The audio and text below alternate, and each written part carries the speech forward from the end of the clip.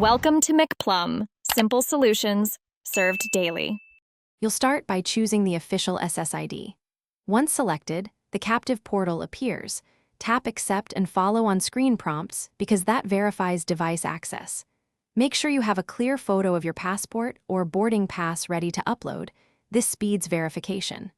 Turn off VPN and close other heavy apps so the portal loads fast. If a regional SSID shows multiple options, pick the one labeled DXB or Dubai Airport to avoid rogue networks. Now you complete verification. You'll upload your passport or boarding pass image when requested and permit camera or gallery access. This proves identity to the airport system. Enter only required fields, name, nationality, and email or phone because extra data slows approval. Once submitted, the system typically verifies in 1 to 2 minutes. Stay on the portal page and watch for an SMS or email code. If asked, accept the terms and select Free Access Duration to finish authentication.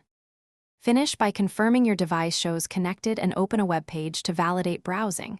This confirms DNS and gateway access. If the captive portal won't load, forget the network and reconnect or toggle Wi-Fi airplane mode briefly. This clears stale DHCP entries. Make sure cookies are allowed and VPN is disabled because those block portal redirects. If still blocked, reboot your device and, as a last resort, visit a service kiosk or tweet the airport support account for immediate assistance.